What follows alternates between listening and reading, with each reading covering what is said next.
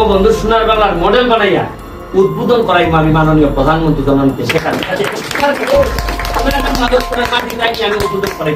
প্রতিদিন ওনার সাথে আমার দেখা হয়, কথা হয়।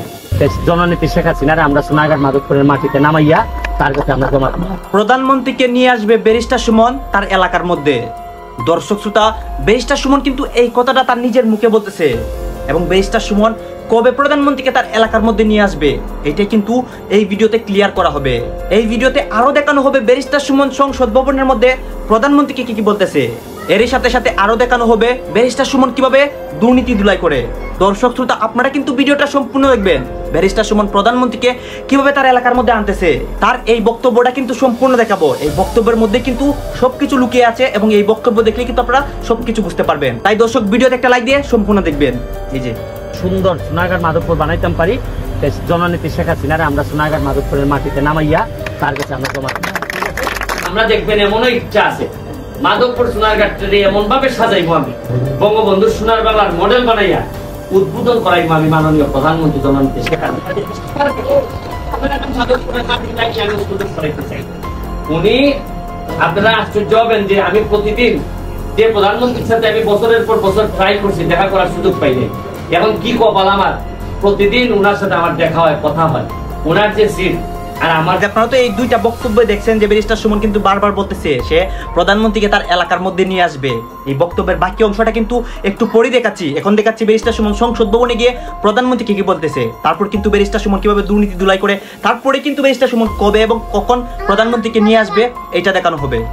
যত অফিসার আছে সবাই সরকার গাড়ি দেয়, নতুন নতুন গাড়ি দেয়, আর আমাদের কিনতে হয়। তাও আমাদের ট্যাক্স মওকুফ করার কথা 25% এখন দিতে হবে।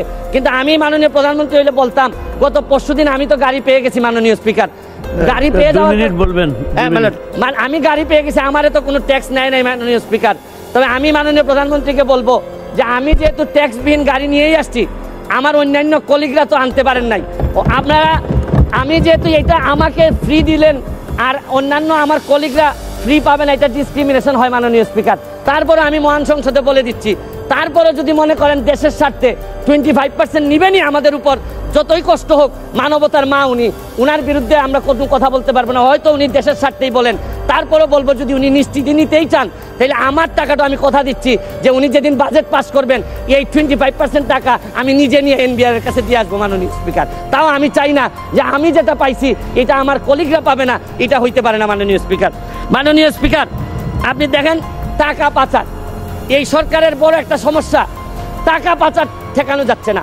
আপনি দুর্নীতি করলে তো অর্থনীতিতে নিয়ে আসা যায়, টাকা পাচার হয়ে গেলে যে দেশে যায় এই দেশের অর্থনীতির বাজেট হয়ে যায়।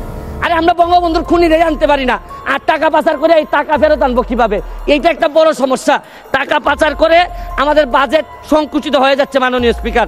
মাননীয় স্পিকার, আরেকটা জিনিস, এই সরকারে রাসেল ভাইপার সাপ চলে আসছে মাননীয় স্পিকার।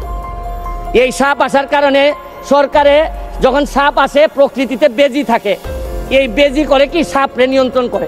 কিন্তু এই সরকারে দেখা যাচ্ছে বিভিন্ন জায়গায় রাসেল ভাইপার আছে, কিন্তু বেজি ওই পরিমাণ নাই যে এই সাপরে ধরবে মাননীয় স্পিকার। আপনি দেখেন এই আমাদের প্রতিষ্ঠানগুলা কত দুর্বল হয়ে গেছে। আমাদের প্রতিষ্ঠান, একজন ভদ্রলোককে দুদক ধরতে পারে নাই, একজন ভদ্রলোককে এনবিআর ধরতে পারে নাই, বাংলাদেশ ফাইন্যান্সিয়াল ইন্টেলিজেন্স ইউনিট ধরতে পারে নাই।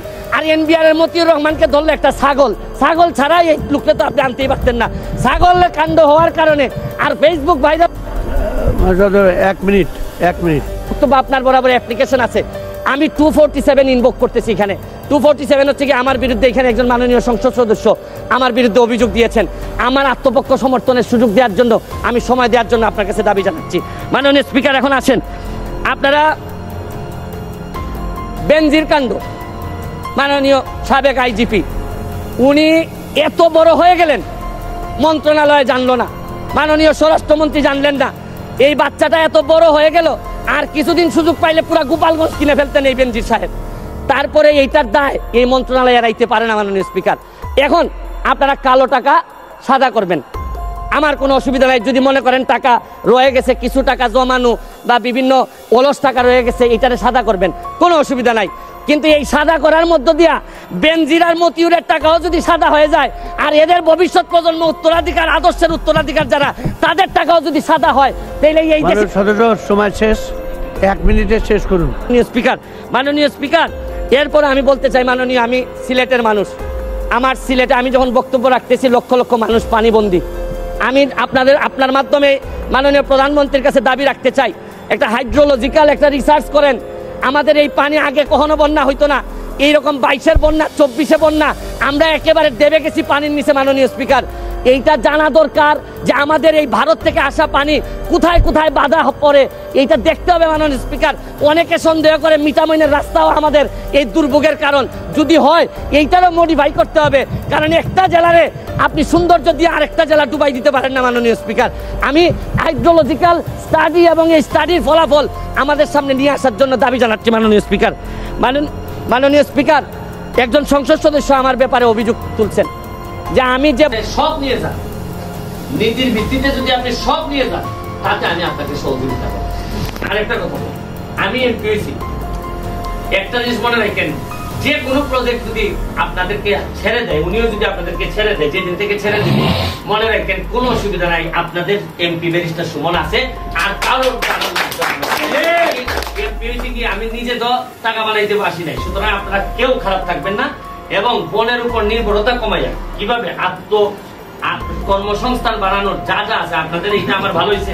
এই মেম্বার সাহেব যেটা বললেন, এই যে 4 ইউনিয়নের যারা আছেন 1905টা ফ্যামিলি, এদেরকে কিভাবে আরো অর্থনৈতিক ভাবে সমৃদ্ধ করা যায়, এটার জন্য আমার কাছে যে বরাদ্দ আসবে, ধরেন যে সেলাই মেশিন, মোবাইল শিক্ষা, ওনারা যারা মোবাইলের জন্য যেটা করলেন, এইগুলা করার জন্য যা যা লাগে আমি আপনাদেরকে করে দিব। আপনারা বিশ্বাস রাখেন, আমার অত্যন্ত আমি আনন্দিত, আমার কাজ করার জন্য উদ্বোধন করাইব আমি মাননীয় প্রধানমন্ত্রী জননেত্রী শেখ হাসিনা। উনি, আপনারা আশ্চর্য হবেন যে আমি প্রতিদিন যে প্রধানমন্ত্রীর সাথে আমি বছরের পর বছর ট্রাই করছি, দেখা করার সুযোগ পাইনি। এখন কি কপাল আমার, প্রতিদিন ওনার সাথে আমার দেখা হয়, কথা হয়। ওনার যে সিট আর আমার যে সিট, বিধাতার কি নিয়ম যে উনি চাইলে আমার কাছে চোখ সরাইতে পারে, আর আমিও পারি না চোখ সরাইতাম, কারণ একেবারে সোজাসুজি বইছি। যার কারণে আমার কথা ওনার শুনতে হয়, আর ওনার কথা তো আমি সবসময় শুনবো। সুতরাং দুইজনের শোনাশুনির মধ্য দিয়া চিন্তা করি না কোনো একবার এই 4.5 বছরের মধ্যে আমি ওনারে সোনারঘাট বা মাধবপুরের মাটিতে নামাইতে চাই। বঙ্গবন্ধু নাম ছিলেন কিনা জানি না, তবে বঙ্গবন্ধু কন্যারা নামাই দেওয়ার মধ্য দিয়া একটা সোনার বাংলার মডেল ওনার কাছে আমি সাবমিশন রাখবো, জমা দিব। এটাই হবে আমার জীবনের একটা বড় পাওয়া। ভালো থাকবেন, জয় বাংলা। দর্শক শ্রোতা, আপনারা তো দেখলেন ব্যারিস্টার সুমন সংসদ ভবনের মধ্যে কি বলতেছে, তারপর দেখছেন যে ব্যারিস্টার সুমন কিভাবে দুর্নীতি দুলাই করতেছে।